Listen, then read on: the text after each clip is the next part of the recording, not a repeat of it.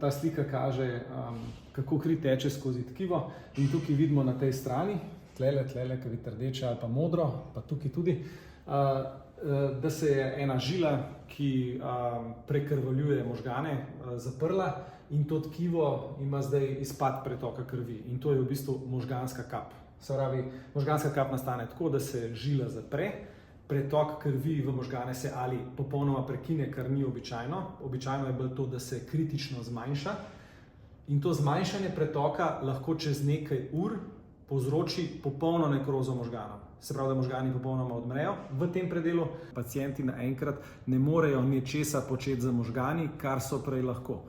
To naprimer tipično pomeni, da izgubijo zmožnost govora, se pravi produkcije govora, razumevanje govora, lahko izgubijo vidno polje na eno ali drugo polovico, se pravi polovice slike ne vidijo ali pa teoretično tudi popolnoma oslepijo, lahko postanejo nespretni pri gibanju, pri izvajanju fine motorike z rokami, lahko postanejo, mi temu rečemo, ataktični, se pravi, da imajo slabo koordinacijo, da slabo hodijo, slabo tudi natančno upravljajo z rokami in eden od najbolj tipičnih simptomov možganske kapi je, da jim odpove motorika na eni ali na drugi polovici telesa, se pravi, da se jim povesi ustni kot, da ne morejo premikati roke ali pa so manj močni pri premikanju roke in da ne morejo premikati oziroma so manj močni pri premikanju noge.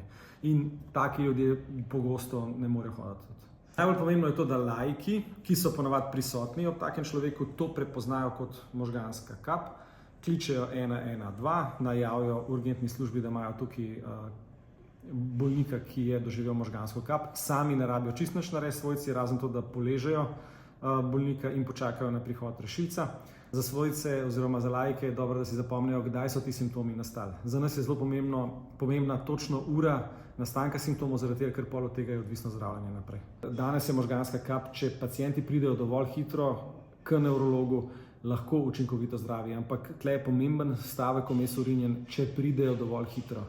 Da pa pridejo dovolj hitro, pa mora biti prepoznana in morajo službe in tudi laiki zelo hitro speljati vse postopke, da pacient čim prej pride v bolnico. In če se to zgodi, se možganska kap dosti lahko kar učinkovito zdravi. In to je nekaj, kar 20 let nazaj ni bilo možno. Dovolj zgodaj pa bi rekel, da pride, ta čas se zdaj sicer malo širi, ampak čez prst bi ocenil, da okoli polovica. Nizek krvni tlak, nizek holesterol, primerna prehrana, normalna telesna teža, redna rekreacija, življenje brez kajenja in brez pretiranega pitja alkohola. Jaz sem Rigle Rigor, sem nevrolog, delam polovico časa v nevrološki urgenci, drugo polovico časa pa v nevrološki intenzivni terapiji. Nevrologija me je začela bolj zanimati med študijem medicine, konkretno, ko sem poslušal zelo dobra predavanja profesor Pirtoška. Zanimalo me je delovanje možganov, tako v kliničnem smislu, kot delno tudi v nevroznanstvenem smislu. Nevrologija pa trenutno bi rekel, da zadnjih 20 let zelo, zelo močno napreduje, kar se tiče razumevanja, diagnostike in zdravljenja na zelo različnih področjih in tle se dogaja res veliko novega.